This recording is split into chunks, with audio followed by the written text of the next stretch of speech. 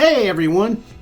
Today I'm sharing a personal journey through life at age 50, single, and a business owner. From figuring out relationships to handling the ups and downs of running a business in today's economy, I'm going to be open and real about it all. So let's dive in. Being single at 50 is an interesting place to be. Honestly, I never thought I'd be single at this age. Where's my picket fence and my happily ever after? Life is a bit different from the storybook ending I imagined. But here I am, embracing the freedom and figuring out this new chapter in my life. So for me at this age, health and well-being are top of mind. I'm not big into medication or regular doctor visits. I think the last time I went to the doctor I was 36. That was 14 years ago. To me, aging naturally after a certain point feels right. Einstein once said, "It is in poor taste to extend one's life artificially." And I couldn't agree with that more.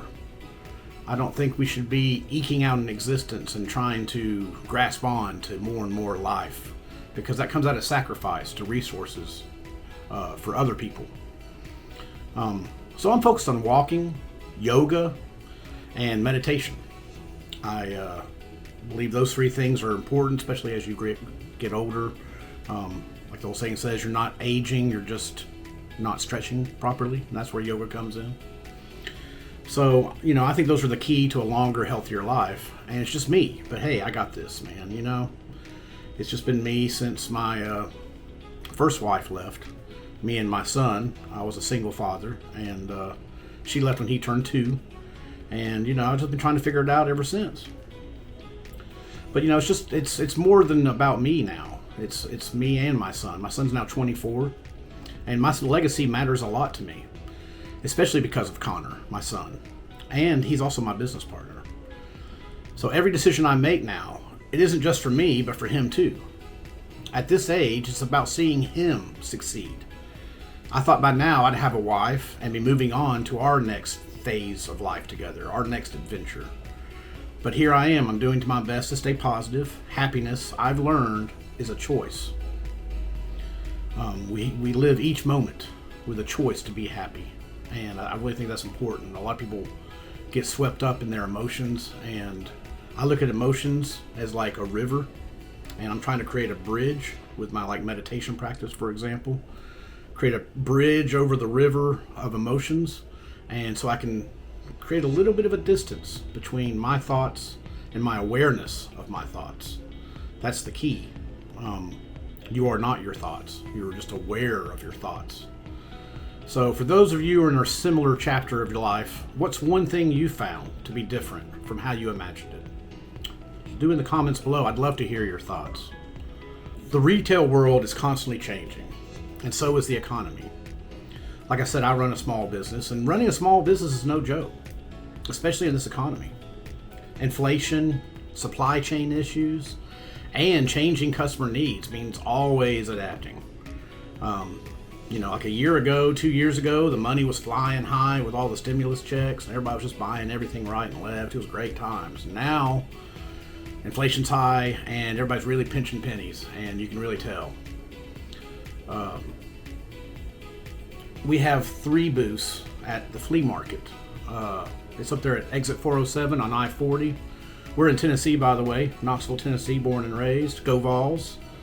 But we work up at the flea market. We have 3 booths up there. It's a long story. We only work on the weekends, Friday, Saturday, and Sunday. It's me and my son. And with our 3 booths, they're 12 by 10 booths. So every square inch really counts.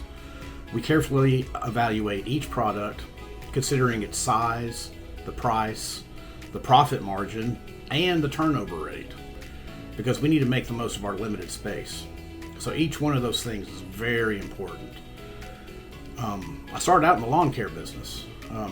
When my first wife took off, I had to have something to do. So I was working as a cook, and I was going to college. I dropped out of school, and the restaurant job wasn't cutting it. I was making $220 a week, and my daycare was 110. I remember specifically, it was exactly half of my paycheck. God, it was horrible. But, I was like, what am I going to do? So I bought a lawnmower and started mowing yards on the side, and that quickly turned into a full-time business, and that freed me up. And, that led to me getting remarried, and I got married to a hairdresser. So I was mowing yards, she was cutting hair, and eventually she didn't enjoy where she was working at. And I said, hey, why don't I open up a hair salon, and you can work there and manage it and, be much better off. And so we did that. And see, I worked my lawn care business about 10 years. And then after that,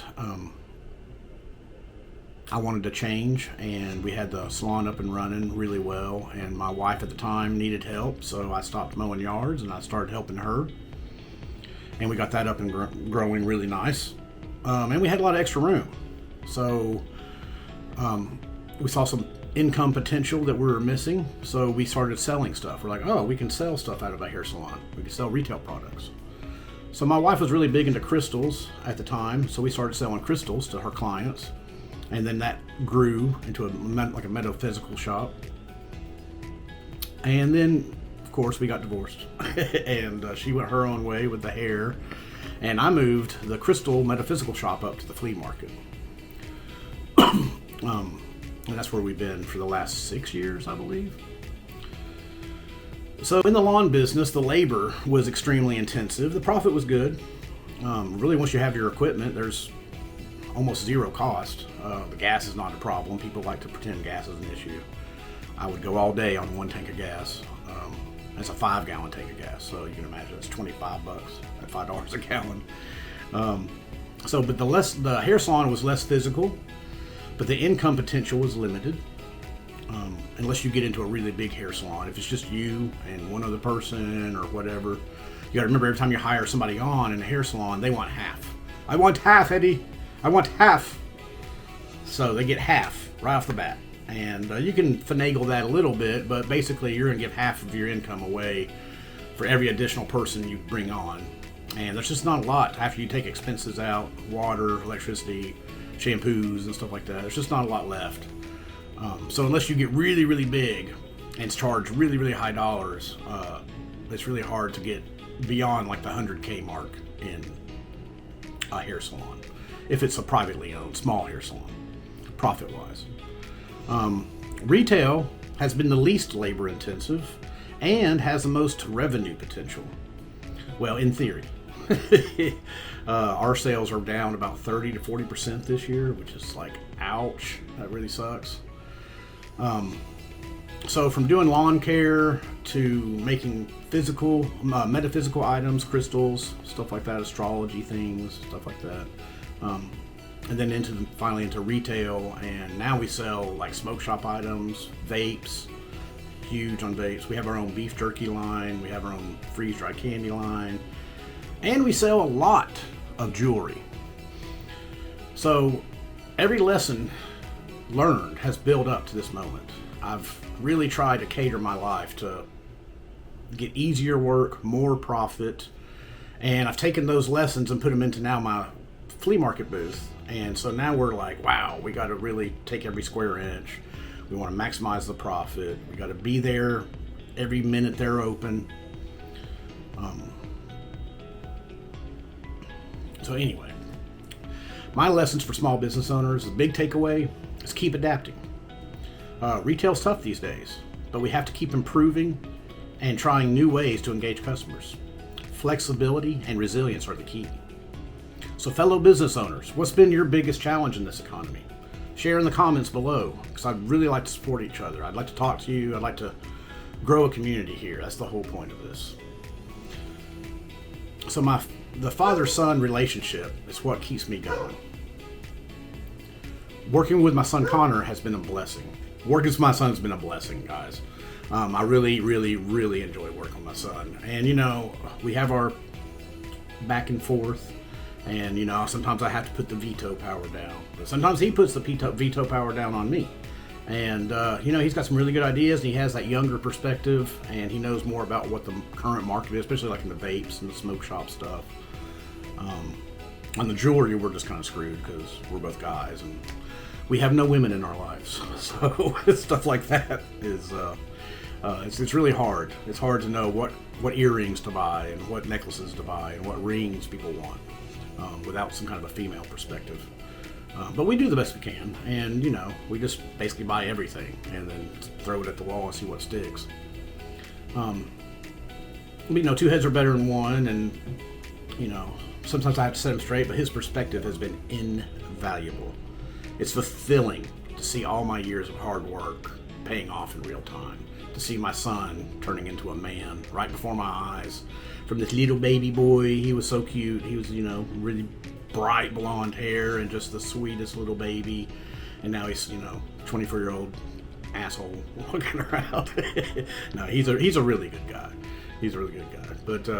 But we have our moments, and we get back and forth. We joke a lot. We're big jokesters, and we like to play pranks on each other and make it fun. So it's the transition from being a father to a business partner with my son. It's different. It's difficult.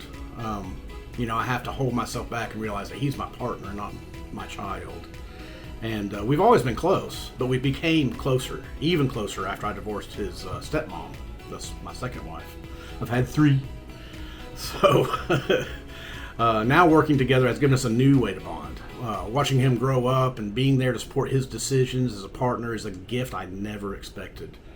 My advice to others, it's pursue the unexpected. For most families, working so closely might not be a good idea. Connor and I have a very special bond, which makes it possible. But if you're considering a family business, communication, respect, and a mutual understanding are everything. So sometimes you just gotta, pick your battles. And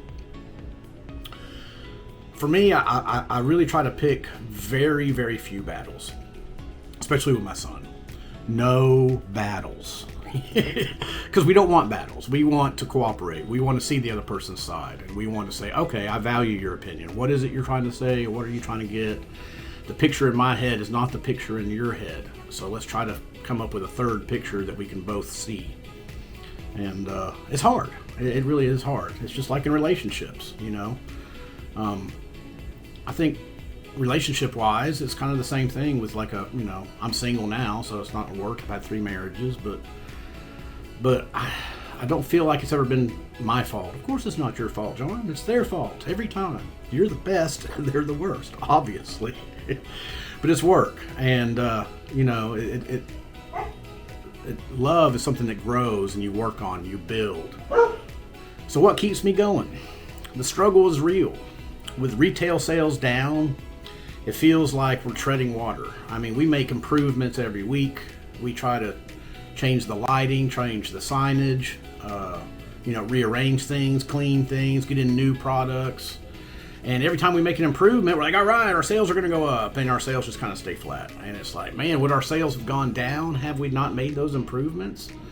And we're just kind of treading water now. It's rough, but we're staying in there. We're hanging afloat, and this is what we do. We keep pushing forward.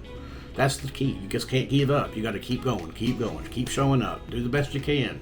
Find out areas where you are lacking. We started coming in earlier, staying later, keeping the place cleaner. So thanks for joining me today, guys. If you've enjoyed this video or found any value in it at all, please consider subscribing. We're new to this, and we're really trying to get our feet off the ground and get some support. So until next time, stay true, stay curious, and remember, every chapter is just the beginning of something new. Peace out.